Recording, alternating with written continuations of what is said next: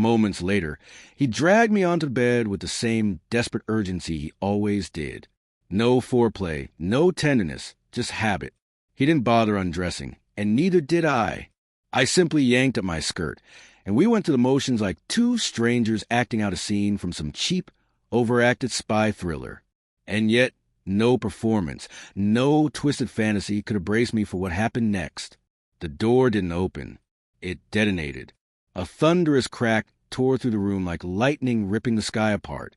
My affair partner was ripped off me and flung backwards, his body hitting the ground like a sack of flesh and regret. I was still sprawled out on the bed, frozen. Skirt hiked up, breath caught mid-gasp. My brain couldn't even begin to process it. But then I saw him. My husband. He stood in the doorway like a silhouette carved from shadow, a towering figure with fists still trembling from impact. Neon light from the street outside bled through the window, washing the room in a cold, artificial glow. The air was heavy with the scent of sweat, cologne, and shame. This wasn't love. It had never been. It wasn't lust either. It was routine, an escape hatch from a stale life. And I had clung to that illusion like a fool. He didn't speak. He didn't scream. Instead, he stepped forward, slow, calculated, and the tension in the room turned suffocating. Then came the sound, sharp, brutal, the kind that split silence like a blade. His fist met bone again. The man I'd been cheating with gasped, collapsing further onto floor. My breath caught as my husband's gaze landed on me. Cold, unreadable, not rage, worse than rage. It was control, pure, deliberate, ice-blooded control. "Get up," he said. Not a shout, just a command carved from stone. I swallowed hard, limbs stiff, heart thundering. My lover whimpered beside the bed, cradling his face, but my husband didn't so much as glance his way. I said, "Get up." I moved, clumsily, dragging the sheets with me, trying to cover myself as I reached for my clothes. My hands were shaking so badly I couldn't fasten the buttons on my blouse.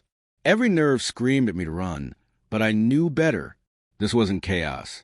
It was orchestration. This wasn't fury. It was judgment. He stood motionless, watching. My affair partner groaned again, trying to speak. What the? Another kick, this one to the ribs.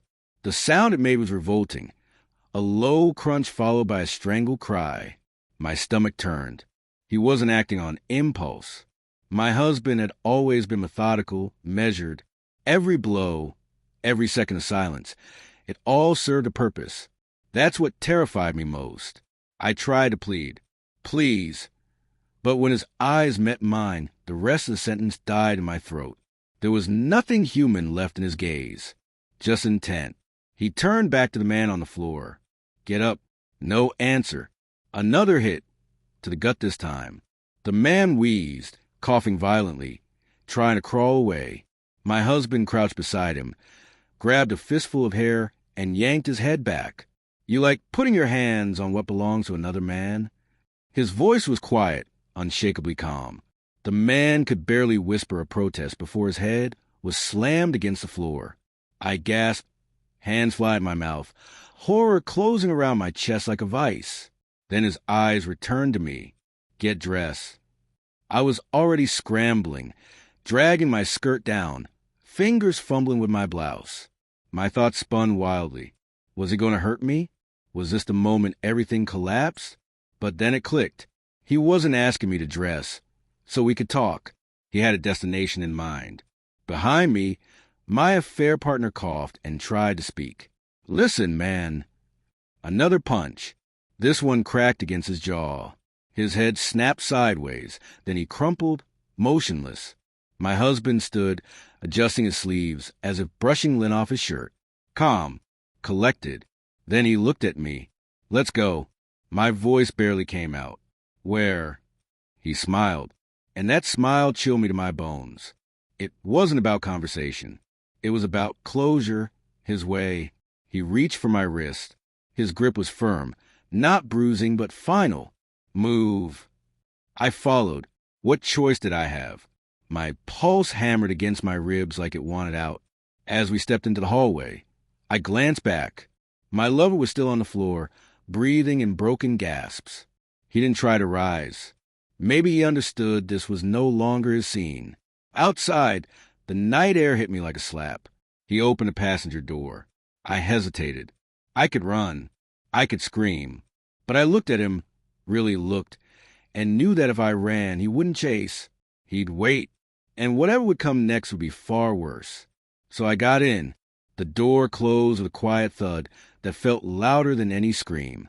He slid into the driver's seat and started the car. The silence was unbearable. Lights flashed past the windows, but all I could feel was dread. And then I saw it, where he was taking me. No, please no.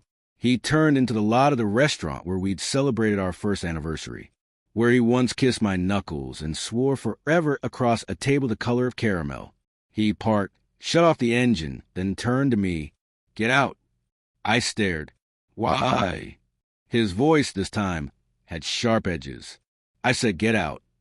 The place was lit with laughter and soft music, warmth, joy, everything I'd lost. A waiter approached with a practiced smile. Good evening, sir. Table for two. My husband pressed a hand against the small of my back. We have a reservation.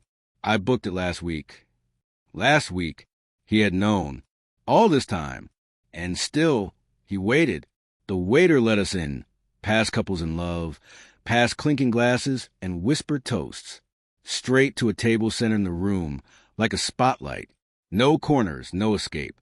He pulled out my chair. Sit. I obeyed. My hands were shaking. He sat across from me and calmly set his phone on the table. Screen up. Video. Streaming. A live feed. Shared with a group chat. I didn't recognize the number, but when I looked around, I saw them. His colleagues. My co-workers. My friends. My family. All watching from scattered tables. Some pretending to eat. Others staring openly. He leaned in, voice low. Take a good look. I wanted to vanish. To melt into the floor. The shame was physical, like fire in my lungs. He didn't stop. Now remind me, how long has it been? I couldn't breathe, couldn't speak. The music faded, the laughter dimmed. There was only his voice. I tried to answer, but my voice cracked. I couldn't lie. His eyes told me what would happen if I did. 6 months. I whispered, tears spilling. He nodded. No surprise. Of course he knew. From his jacket, he pulled a small black USB drive, set it next to the phone. I installed cameras last month. Bedroom, kitchen, even the garage. My soul froze. Dozens of videos. You letting him in, over and over. You never thought twice, did you? I tried to speak, to apologize, but he cut me off with a whisper-sharp command. Don't insult me. Then came the paper. Legal size. He slid across the table like a final verdict. Divorce papers. Already signed. Ruthless in every line. The house. Gone. Accounts. Frozen. My job? He'd pulled the strings that got me hired and severed them. He let me sit in that reality. Let it settle. Then he tapped the USB. I could take this to court. You'd leave with nothing. Or I could send it to your boss. Your family. Online. Make it viral. He paused. Fingers drumming softly on the table. But I'm offering you one way out. I looked up, vision blurred by grief and humiliation. Sign it. Be gone by morning. He picked up the USB, rolled it between his fingers like a coin of fate. But if you fight me, if you try to play it clever, his voice lowered, too quiet to be heard by anyone else. I will destroy everything you ever built. The restaurant faded around me. All I could feel was the eyes, the judgment, the weight of what I had done. I reached for the pen, and beneath the glow of chandeliers, in front of strangers and those I once called family, I signed my life away. He didn't say goodbye. He didn't look back.